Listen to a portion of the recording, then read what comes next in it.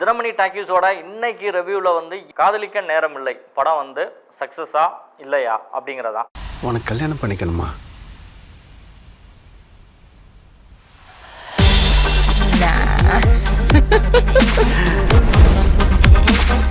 காதலிக்க நேரம் இல்லை படம் வந்துட்டு ஜெயம் ரவியோடைய கேரியரில் ஒரு கம்பேக்காக இருக்குமா அப்படிங்கிற கொஷின் எல்லாருக்குமே இருந்துச்சு. கண்டிப்பாக அந்த படத்தில் வந்து கிருத்திகா உதயநிதியோட டைரக்ஷனில் ஜெயம் ரவி ஹீரோவாகவும் நித்யா மேனன் வந்துட்டு ஹீரோயினாகவும் நடித்த ஒரு படம் இப்போ ரிலீஸ் ஆகி போயிட்டு இருக்குது. படம் வந்து சொல்லக்கூடிய கிருத்திகா உதயநிதி இந்த படத்தை எடுத்திருக்காங்க அப்படின்னா அதில் கண்டிப்பாக ஏதோ ஒரு சோசியல் மெசேஜ் இருக்குங்கிறது வந்துட்டு எல்லாரோட மைண்ட்லேயுமே ஓடிட்டு தான் இருக்கும். ஆமாங்க, அவங்களுடைய ஆக்டிவிட்டீஸே வந்து ஒரு படமாகவே மாற்றிருக்காங்க. இன்றைக்கி இருக்கிற யங்ஸ்டர்ஸ் வந்து இன்றைக்கி இருக்கக்கூடிய ட்ரெண்டுக்கு ஏற்ற மாதிரி இந்த படத்தை வந்து அவங்க செட் பண்ணியிருக்காங்க. ABC இந்த 3 சென்டருமே இந்த படத்தை பார்க்க முடியும். இந்த படத்தோட சினிமோட்டோகிராஃபி அப்படின்னு சொன்னோம்னா சூப்பராகவே பண்ணியிருக்காங்க. சில்லுன்னு ஒரு காதல் அப்படின்னா நீங்கள் நினச்சிக்கலாம். அப்படி ஒரு இதை வந்துட்டு ஒரு லவ் ஸ்டோரியை வந்து சொல்லியிருக்காங்க. படத்தோட ஆரம்பத்தில் இருந்தே நம்ம எடுத்துக்கக்கூடிய ஒரே ஒரு விஷயம், இதை வந்துட்டு ஒரு சிங்கிள் பேரண்டோட சப்ஜெக்டாகவும் இந்த படத்தில் வந்துட்டு குழந்தை இல்லாமல் எவ்வளவோ பேர் கஷ்டப்பட்டுட்டு இருக்காங்கிறதுலாம் நமக்கு தெரிஞ்ச ஒரு விஷயந்தான். ஆனால் இந்த படத்தில் வந்து ஒரே ஒரு விஷயம், நான் சொல்கிற டைலாக்லேயே உங்களுக்கு மேக்ஸிமம் இந்த படத்தோட கதையை உங்களால் வந்து யூகிக்க முடியும்னு நினைக்கிறேன். கணவனே இல்லாமல் வந்து குழந்தை பெற்றுக்க முடியுமா? மேரேஜே இல்லாமல் வந்து குழந்தை நமக்கு வந்துருமா? இது ரெண்டுமே வேணாங்க, குழந்தை மட்டுமே போதும் அப்படின்னு சொல்லி முடிவு எடுத்துட்டா இப்படி ஒரு பேசிஸில் தாங்க கதை வந்து தொடர்ந்து நகர்ந்து போயிட்டு இருக்கு. எல்லா இடத்துலையுமே வந்துட்டு ஒரு ஹீரோவுக்கும் ஒரு பிரேக்கப் இருக்கும், ஒரு ஹீரோயினுக்கும் ஒரு பிரேக்கப் இருக்கும். அப்படி தான் நித்யா மேனனுக்கும் ஜெயம் ரவிக்கும் இந்த கதையில் வந்துட்டு ஃபர்ஸ்ட் ஹாஃபில் வந்து முழுசாக நடந்துட்டு இருக்கு. இவங்க 2 பேரோட ப்ரொஃபஷனும் வந்து ஒரு ஆர்கிடெக்டாக ஒரே மாதிரியாக இருக்கிறதுனால இவங்க 2 பேரும் ஏதோ ஒரு தருணத்தில் வந்து சந்திக்க வேண்டிய சூழ்நிலை வருது. 2 பேருமே சந்திச்சிடுறாங்க. 2 பேருக்குள்ளேயும் லைட்டாக ஒரு லவ் வந்து அந்த இடத்துல வந்து ஸ்டார்ட் ஆகுது. அங்கேருந்தான் கதை வந்து ஆட்டோமேட்டிக்காக நகர்ந்து வேறு சேனலுக்கு இந்த படம் போய்கிட்டே இருக்குது. ஆனால் இதில் முக்கியமாக சொல்லணும்னா வினயோட கேரக்டர் வந்து ஜெயம் ரவியோட ஃப்ரெண்டாக வந்துட்டு வினயும் யோகி பாபுவும் நடிச்சிருக்காங்க. காமெடியில் யோகி பாபு எப்பயும் போல அவரோட விஷயத்தை கலக்கியிருக்காரு.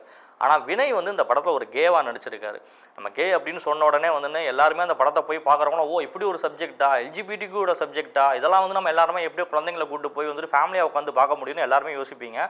பட் அப்படி தாங்க நானும் படத்தை பார்க்க போகிறப்ப நினச்சி ஃபஸ்ட் ஹாஃபில் உட்காந்து சரி இதெல்லாம் நம்ம எப்படி நம்ம எல்லாரையும் கூப்பிட்டு போய் பார்க்க முடியும் அப்படின்னு யோசிச்சுட்டு இருந்தேன்.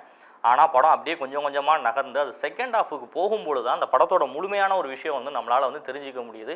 இது எல்லாருமே பார்க்கக்கூடிய ஒரு படமாக தான் இருந்துச்சு. இந்த படத்தோட ப்ளஸ் அப்படின்னு சொல்ல போனால் ஒரு வெளிப்படத்தன்மையோட வந்து இன்றைக்கி இருக்கிற சூழ்நிலையை வந்து மக்களுக்கு வந்துட்டு சொல்லி ஒரு சீர்திருத்தத்தை பண்ணுற மாதிரியும் அந்த படத்தை வந்துட்டு கிருத்திகா வந்துட்டு அழகாக வந்து இந்த கதையெல்லாம் நகர்த்தி கொண்டு போயிருக்காங்க. பாடல்கள் சொல்ல வேண்டியதே இல்லை. எங்கெங்கே வந்து லவ் சீக்வன்ஸ் இருக்கோ அந்தந்த இடத்துல வந்துட்டு ரொம்ப அழகாக வந்துட்டு ஏஆர் ரஹ்மான் வந்துட்டு தன்னுடைய பாடலை வந்து ரொம்ப அழகாகவே கொண்டு போயிருக்காரு.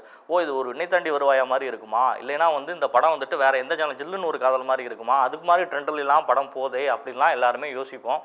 பட் அங்கங்கே கொஞ்சம் அந்த படங்களுடைய சீக்வன்ஸ்லாம் நமக்கு இருந்திருந்தாலும் படம் வந்து அப்படிப்பட்ட படமே கிடையாது. இது வேறு சேனலில் அந்த படம் வந்து ட்ராவல் ஆகி அழகாக போன ஒரு படம் தான். இதில் வந்து நம்ம முக்கியமாக சொல்ல போனோம்னா ஜெயம் ரவியோட அப்பா கேரக்டரில் பண்ணியிருந்தது வந்து லால் வந்து பண்ணியிருந்தார். நித்யா மேனனுடைய அம்மா கேரக்டரில் லட்சுமி ராமகிருஷ்ணனும் பிரபல பாடகர் வந்துட்டு மனோவும் நடிச்சிருக்காரு. மனோ நடிப்பில் பிச்சுட்டாருங்க. வினோதினி வைத்தியநாதன் வந்துட்டு இந்த படத்தில் வந்துட்டு முக்கியமான ரோலை வந்து ப்ளே பண்ணியிருக்காங்க. அவங்களோட நடிப்பு வந்துட்டு சொல்லிக்கொள்கிறவள் வந்து ரொம்ப சூப்பராகவே இருந்துச்சு. ஆனால் வினய் தான் எடுத்து நடித்த அந்த கதாபாத்திரம் வந்து அந்த கே கேரக்டர் வந்துட்டு அவர் அதுக்கு ஆப்டாகி அதில் அழகாக அதை வந்து நடித்து கொடுத்துருக்காரு. நிச்சயமாக அந்த படத்தோட எண்டிங் வந்து இப்படி தான் இப்போ வந்து படம் போயிருமோ அப்படின்னு நினச்சிட்டு இருக்கக்கூடிய நேரத்தில் அந்த படத்தில் சொல்ல வர ஒரே ஒரு விஷயம் நான் ஏற்கனவே உங்கள்கிட்ட சொன்னது தான். ஒரு சிங்கிள் பேரண்ட்டாக ஒரு கணவன் இல்லாமல் தன்னால் வந்து ஒரு குழந்தைய வந்துட்டு ஒரு டோனர் ஸ்பேம் டோனர் மூலிமா ஒரு குழந்தைய பெற்றுட்டு வளர்த்து அதை ஆளாக்கி கொண்டு வரும்பொழுது ஒரு கேரக்டராக வந்து நித்யா மேனன் இருந்திருந்தாலும் ஜெயம் ரவி வந்துட்டு எனக்கு மேரேஜ்லாம் வேணாம், லிவிங் டுகெதர் லைஃப் மாதிரி ஒரு மேரேஜோ ஒரு என்கேஜ்மெண்ட்டோ என்னோடய லைஃப்பில் ஒரு நார்மலான விஷயம் தான் அப்படின்னு இருக்கக்கூடிய ஒரு கேரக்டராக ஜெயம் ரவி. இப்படி ஒரு கேரக்டரும் குழந்தைய நல்லா வளர்த்து ஒரு இது கொண்டு வரணுங்கிற ஒரு கேரக்டரும் 2 கேரக்டரும் சேருமா அப்படிங்கிறது அந்த படத்தோட வந்து ஒரு சஸ்பென்ஸான விஷயம். இதில் ஏற்கனவே ஜெயம் ரவிக்கு வர லவ்வர் இருக்கிறாங்க, நித்யா மேனன் இங்கே ஏற்கனவே வந்துட்டு ஒரு என்கேஜ்மெண்ட்டு மேரேஜ் வரைக்கும் போய் அதெல்லாம் ஸ்டாப் ஆன கதையெல்லாம் அந்த படத்தில் அடுத்தடுத்து போயிட்டு இருக்குது. ஜெயம் ரவியோட லவ்வராக இருக்கக்கூடியவங்க வந்து பானு பண்ணியிருக்காங்க. அங்கே வந்து ஜான் கொக்கன் வந்து நித்யா மேனனுடைய லவராக வந்துட்டு பண்ணியிருக்காங்க. இதெல்லாம் கதையில் ஒவ்வொரு சீக்வன்ஸாக போயிட்டுருக்கும். ஆனால் ரொம்ப ஒரு கனெக்டிவான ஒரு விஷயம் வந்து ஒரு சோஷியல் மெசேஜாக கொண்டு போயிட்டு இருக்கிற விஷயம் அப்படின்னு சொல்லி பார்த்தீங்கன்னா இந்த ஐவிஎஃப் மூலிமா வந்துட்டு குழந்தை பெற்றுக்கிற விஷயங்கள் வந்துட்டு நிறையா வந்துன்னு இந்தியா லெவலில் வந்துட்டு இருக்குது. இது வந்து வெஸ்டர்ன் கல்ச்சர் வந்து இந்தியாவுக்கு வருதா அப்படிங்கிறத வந்து நம்ம இந்த விஷயத்தில் கேட்க முடியாது. சூழ்நிலை வந்துட்டு மாறக்கூடிய காலகட்டங்களில் எல்லாருமே எல்லா விஷயத்துக்கும் தன்னை அடாப்ட் பண்ணிக்கிறாங்க, எல்லாமே ஏற்றுக்கக்கூடிய விஷயமா இருக்குது.